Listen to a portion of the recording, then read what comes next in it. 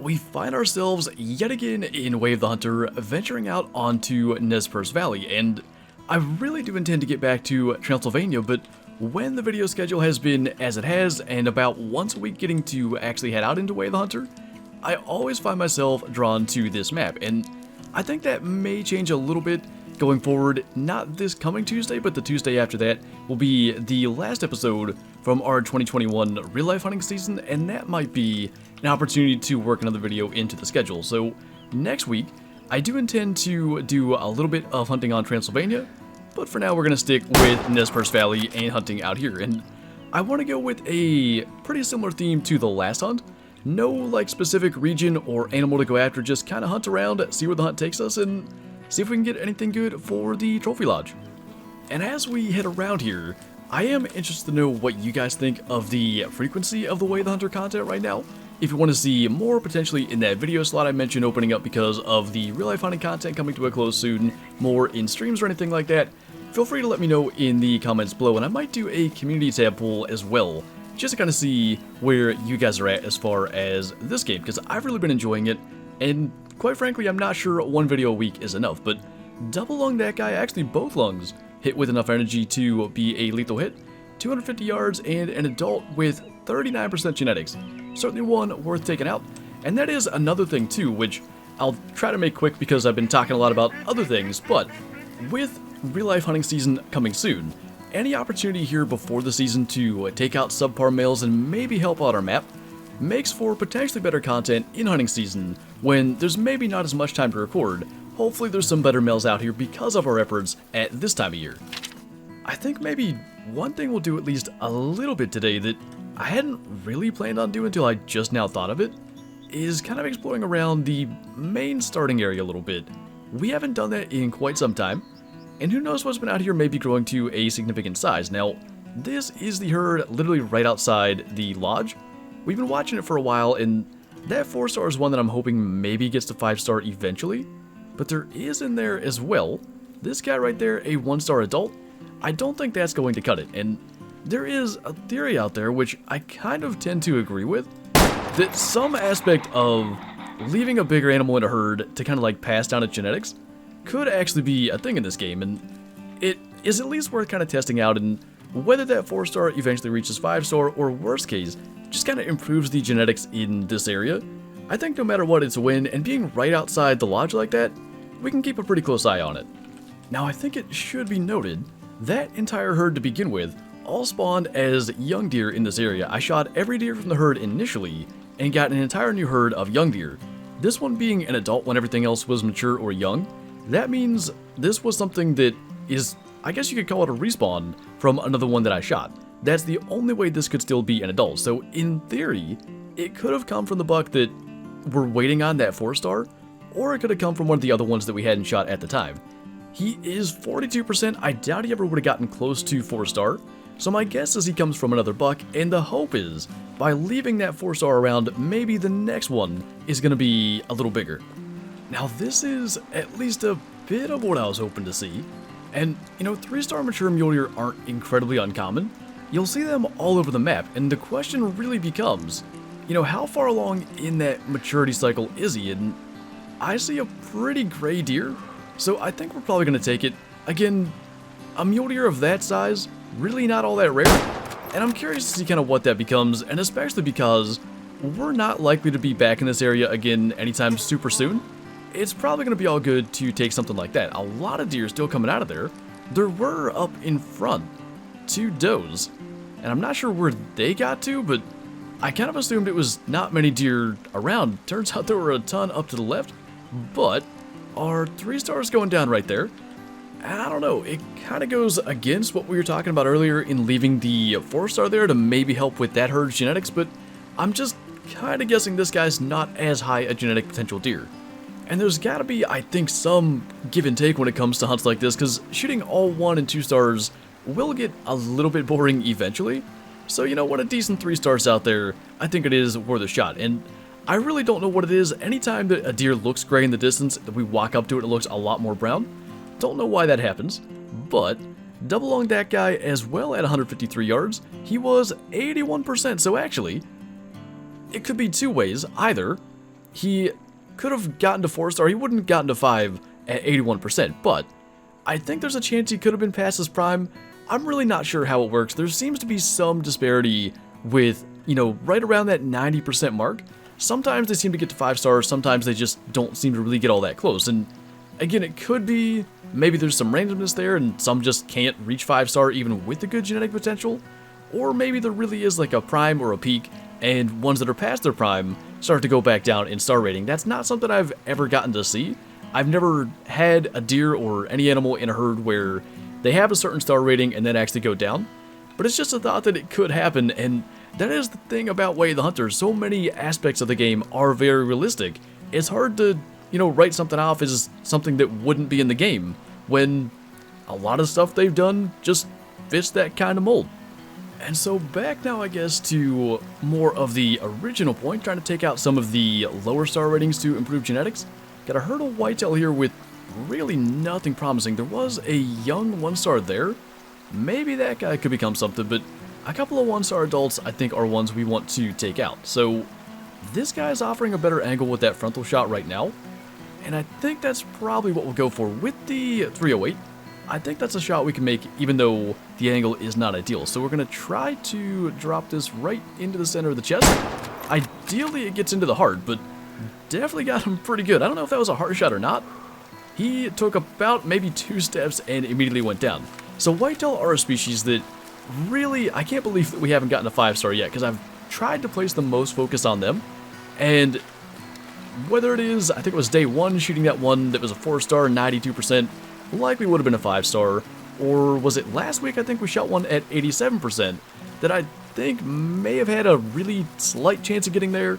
We've just not had the best luck with them, but hopefully every time we're doing something like this, it will work out. And it really all does go back to the idea of, with real life hunting season coming soon, the more opportunities we have to take stuff out and maybe improve our herd, the better those hunts may be. So this was indeed a heart shot, but not by direct hit, more from the bullet expansion and cavity damage. We also hit the arteries coming there, right lung we directly hit, and the left lung we damage with the shockwave as well. So hit just about everything, 60% as that 1-star adult. And you can see this anytime you see a rack like this, really uneven, like one side maybe is okay, the other side not so much. You don't even need to really see the star rating. That is one that probably has subpar genetics and should be taken out, and in that case, he was far enough away I hadn't even noticed it, but up close it was quite clear. I don't even know how we got into this tower. These mule deer are 70 yards away, but we managed to kind of slowly crawl up the ladder, and we do have 2 2-star matures. Now, both of them have either just subpar antlers or uneven antlers. You can see, like, with this one, on the left side he's got the split, on the right side just like the main beam with no tine coming off it. The one in the back, I don't know what just happened to that deer, but the one in the back, his back tines have no split, so both are ones we'd like to take.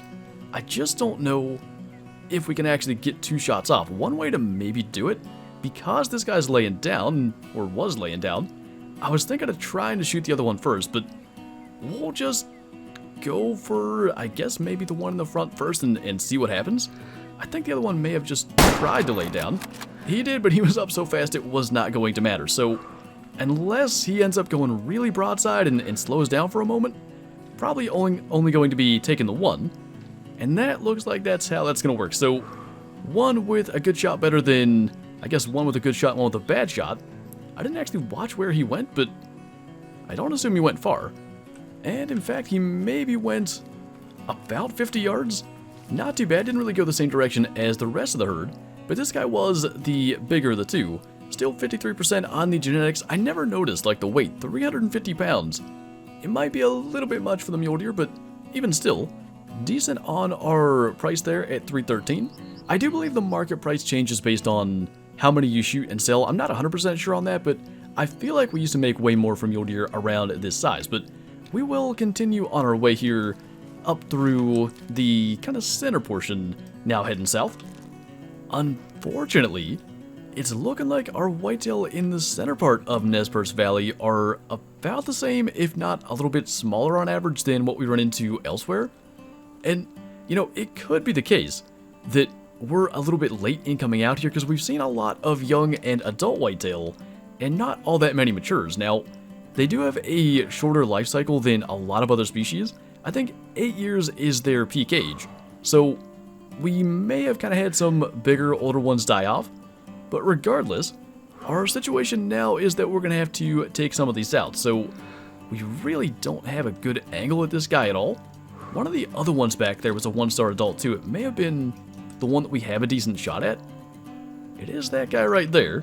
So a little bit more of a frontal angle than we have with the closer one. And as soon as he lifted his head up, that was our shot into the heart. So that will do.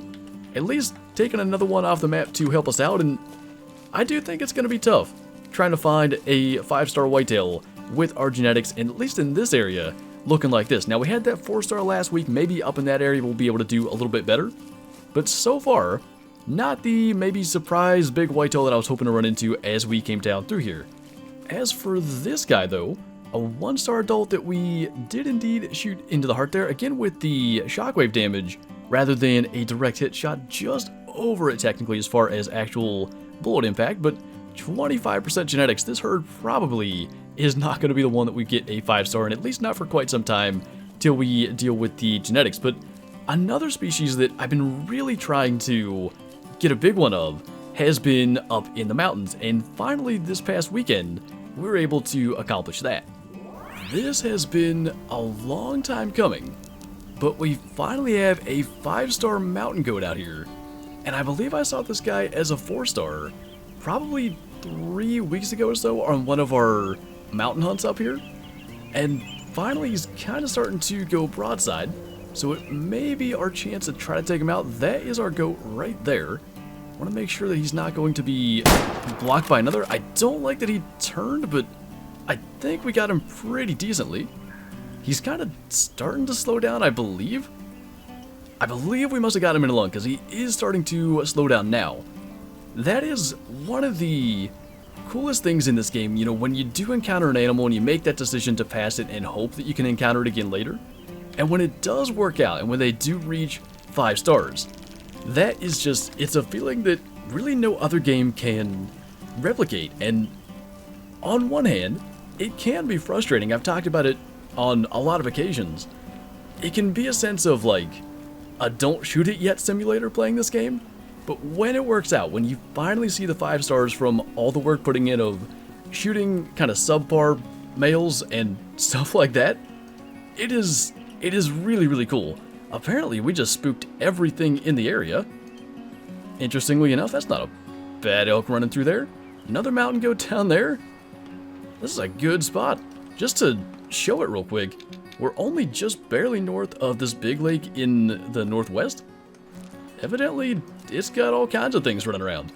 As for our ability to get a photo with it, I think kind of like we've done with some other animals, we're going to mostly want to focus on getting like the head and neck at least in the open. There's just not much we can do with that much grass right there, so we'll kind of just do something like this, I guess.